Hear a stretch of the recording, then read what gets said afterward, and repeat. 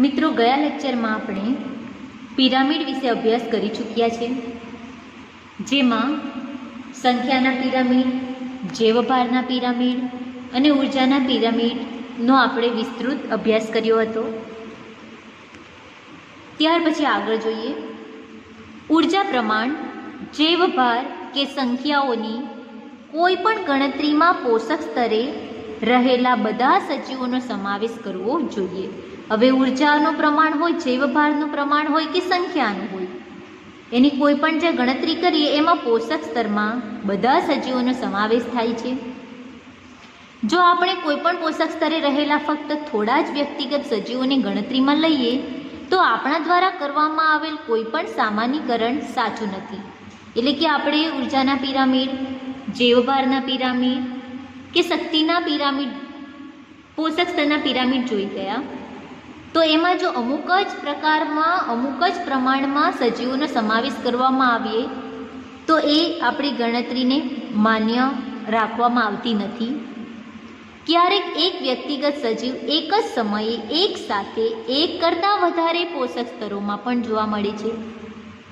ઘણી વખત એવું થાય છે કે કોઈ એક વ્યક્તિગત સજીવ, કોઈ એક સજીવ છે જે એક જ સમયે એક સાથે એક કરતાં વધારે પોષક સ્તરમાં જોવા મળે.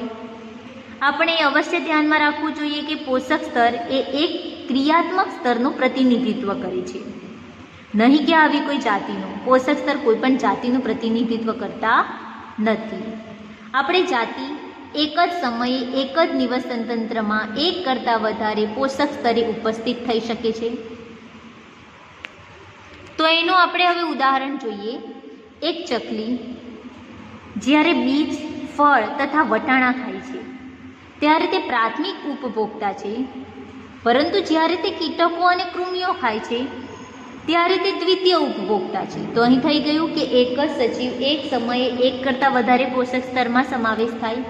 ચકલી જ્યારે બીજ, ફળ કે વટાણા ખાય ત્યારે એનો સમાવેશ પ્રાથમિક ઉપભોક્તામાં થાય, પરંતુ જ્યારે આ જ ચકલી કીટકો કે કૃમિઓનો ખોરાક તરીકે ઉપયોગ કરે ત્યારે એનો સમાવેશ શેમાં થશે?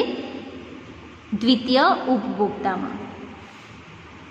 મોટાભાગના નિવસન તંત્રમાં સંખ્યાના, જૈવભારના અને ઉર્જાના બધા જ પિરામિડો સીધા હોય છે. એટલે કે ઉત્પાદકોની સંખ્યા અને જૈવભારમાં તૃણાહારીઓ કરતાં વધારે હોય છે, અને આ જ રીતે તૃણાહારીઓની સંખ્યા અને જૈવભારમાં માંસાહારીઓ કરતાં વધારે હોય છે. અને આ પ્રકારે નિમ્ન પોષક સ્તરે ઉર્જાની માત્રા હંમેશા ઉચ્ચ પોષક સ્તર કરતાં વધુ હોય છે. તો આપણે જોઈ શકીએ છીએ કે પોષક સ્તરમાં ઉત્પાદકોની સંખ્યા સૌથી વધારે હોય, પ્રાઇમરી પ્રોડક્ટિવિટી, અને જેમ ઉપર તરફ જઈએ તેમ સંખ્યામાં, સજીવોની સંખ્યામાં ઘટાડો થતો જાય, પરંતુ જે સજીવ બનશે એમાં ઉર્જામાં વધારો થતો જાય, એ સજીવની ઉર્જામાં વધારો થતો જાય છે. અને આ સામાન્યકરણમાં કેટલાક અપવાદો છે. જો તમે એક મોટા વૃક્ષ પર આહાર માટે આધાર રાખતા કીટકોની સંખ્યાની ગણતરી કરો તો તમને કેવા પ્રકારના પિરામિડ મળશે? હવે એમાં નાના કીટકો પર નિર્ભર રહેતા નાના પક્ષીઓની સંખ્યા ઉમેરાય છે અને એની ગણતરી કરી શકાય. અને એની સાથે કીટ પક્ષી, નાના પક્ષીઓ પર નિર્ભર રહેતા હોય છે, અને મોટા પક્ષીઓની ગણતરી એટલે કે સૌપ્રથમ કીટકો આવશે, ત્યાર પછી નાના પક્ષી આવશે, ત્યાર પછી મોટા પક્ષી. કારણ કે કીટકો જે છે એ નાના કીટકો ઉપર નાના પક્ષી આધાર રાખશે અને નાના પક્ષી ઉપર મોટા પક્ષીઓ આધાર રાખશે. અને આ રીતે એક સાથે કીટ પક્ષી, નાના પક્ષીઓ અને નિર્ભર રહેતા એના ઉપર મોટા પક્ષીઓની ગણતરી કરી શકાય છે. તો આ એક ઉદાહરણ જોઈ લીધું આપણે પોષક સ્તરનું. ત્યાર પછી સમુદ્રમાં જૈવભારના પિરામિડ પણ સામાન્યપણે અધોવર્ત એટલે કે ઉલટા હોય છે, કારણ કે માછલીઓનો જૈવભાર વનસ્પતિ પ્લવકોના કરતાં ખૂબ જ વધારે હોય છે. તો મિત્રો, એને આપણે ઉદાહરણ દ્વારા પણ જોઈ ગયા હતા કે અહીંયા સમુદ્રનું જે જલીય જૈવભારનો પિરામિડ દર્શાવવામાં આવ્યો છે, જેમાં પ્લવકોની સંખ્યા ઓછી છે, એની સામે એનાથી મોટી માછલીઓની સંખ્યા વધારે છે. તો અન્ય પિરામિડ કરતાં આ પિરામિડ કેવો થશે? ઊંધો થશે, કારણ કે પ્રાથમિક ઉત્પાદકતા એમાં ઓછા છે અને દ્વિતીય ઉત્પાદકતા જે છે એ એમાં વધારે છે. જેથી આપણે કહી શકીએ કે સમુદ્રનો જે જૈવભારનો પિરામિડ છે, જલીય પિરામિડ છે, એ ઊંધો હોય છે, એટલે કે અધોવર્તી હોય છે.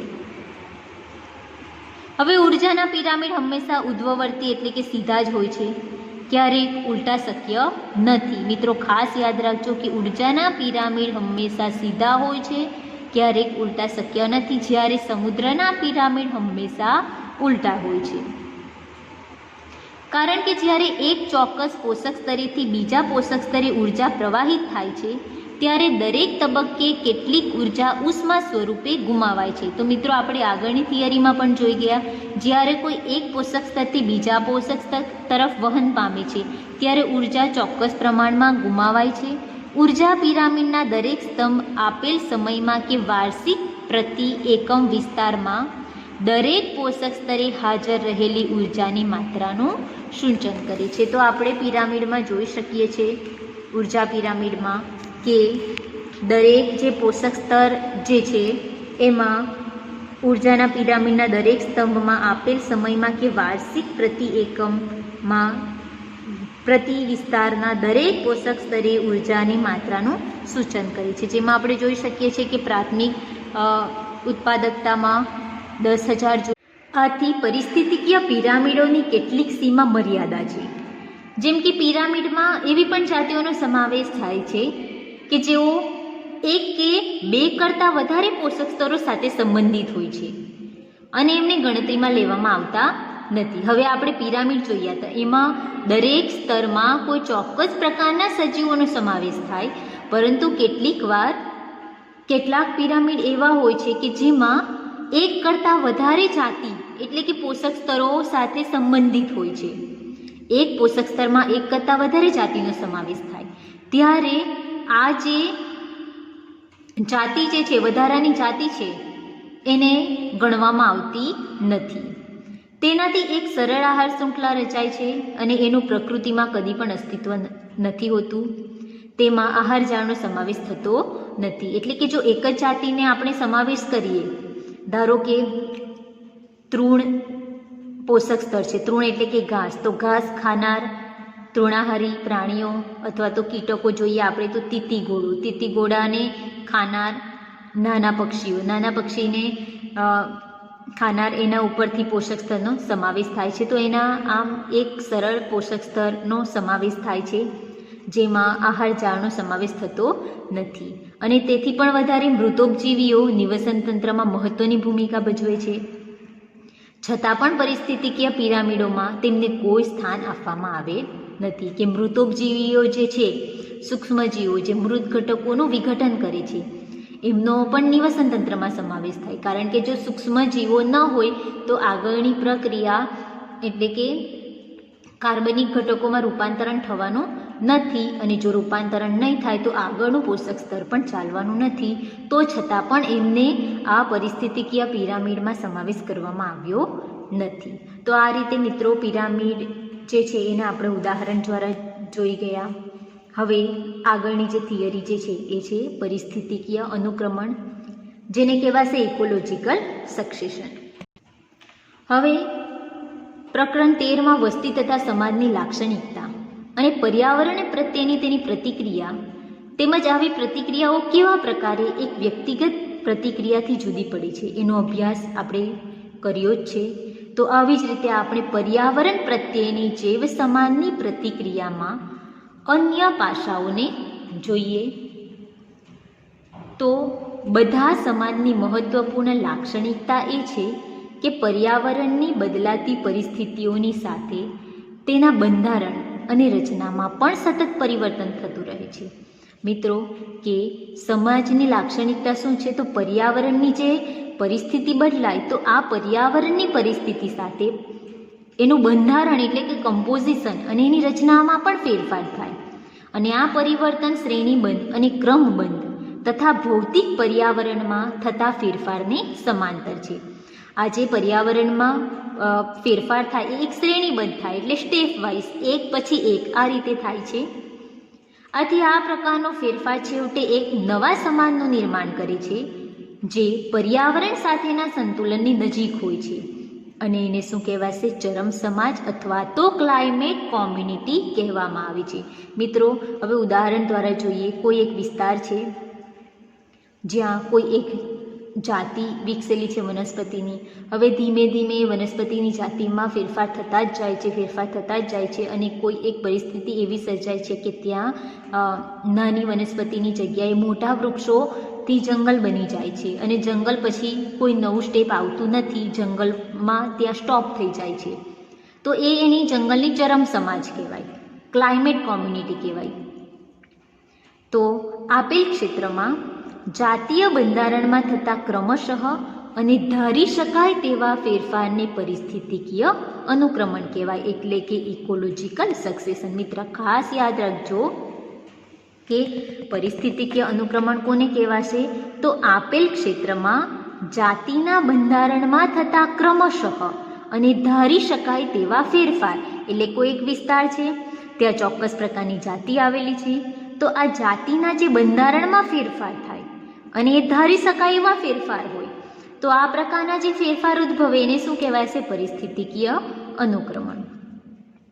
અનુક્રમણ દરમિયાન કેટલીક જાતિઓ જે તે વિસ્તારમાં વસાહતો સર્જે છે અને તેમની વસ્તી ઘણી સંખ્યામાં વધવા માંડે છે, જ્યારે ત્યાં બીજી જાતિઓની વસ્તી ઘટી જાય છે અને અદૃશ્ય થઈ જાય છે. હવે અનુક્રમણ કોને કહેવાય? તો કોઈ એક વિસ્તાર છે, માની લેવો આ વિસ્તારમાં શરૂઆતમાં તુલસીનો વિસ્તાર છે, તુલસીના છોડ છે.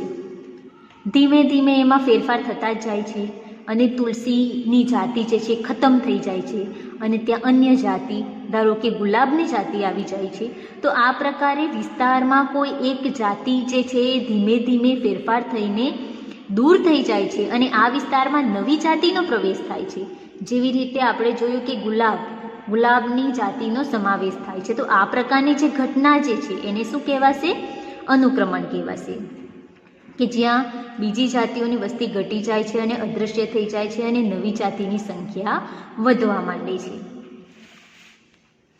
સમાજનો સમગ્ર ક્રમ જે આપેલ વિસ્તારમાં સફળતાપૂર્વક અનુક્રમિત રીતે પરિવર્તન થાય તેને ક્રમક કહેવાય. એટલે કે જે સમાજ છે એનો ક્રમ, જે વિસ્તાર આપેલો છે એમાં સફળતાપૂર્વક અનુક્રમિત થાય, એટલે કે ધીમે ધીમે પરિવર્તન પામે, તો એને ક્રમક કહેવાય, એટલે કે સિરે કહેવાય.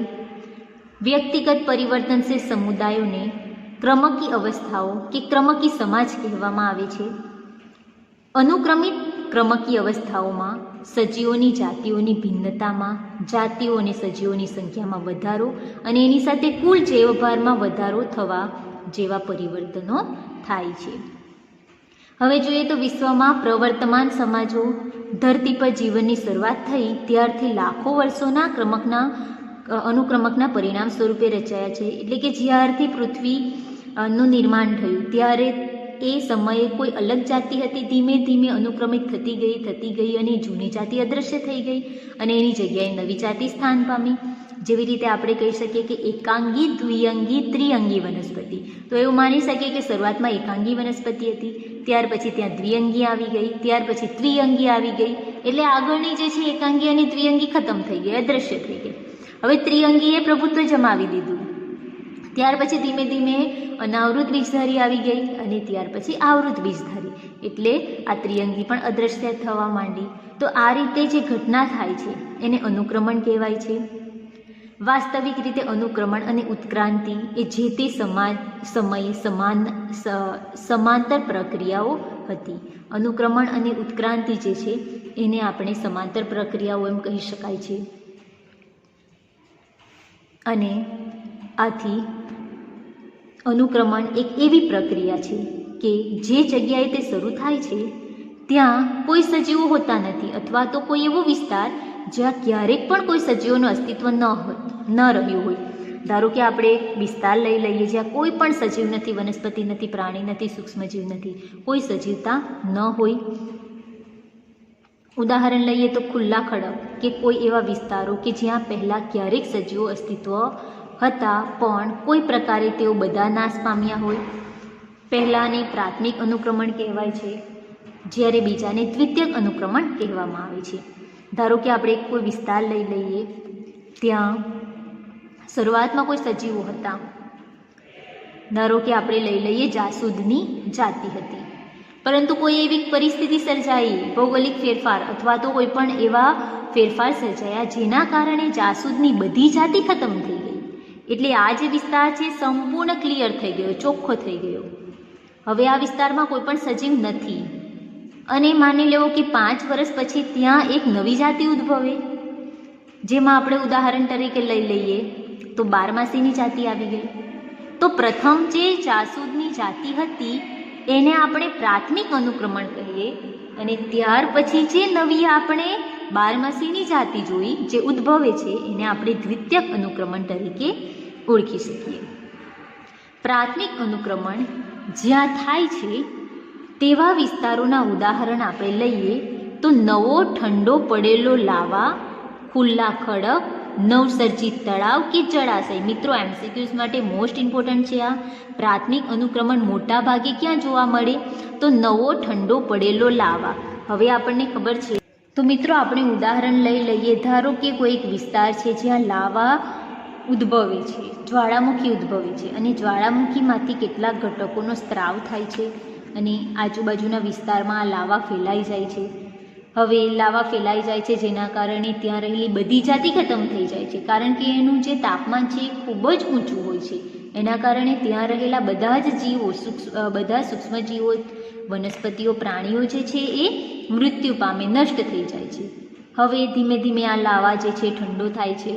હવે ઠંડો થાય ત્યાર પછી આ જે લાવા છે એમાં કેટલાક સેન્દ્રિય ઘટકો હોય છે અને કેટલાક ખનિજ ઘટકો પણ હોય છે અને આ ખનિજ ઘટકોને કારણે આ વિસ્તારમાં નવી વનસ્પતિ કે સજીવ જાતિનો ઉદ્ભવ થાય છે. તો આને શું કહેવાશે?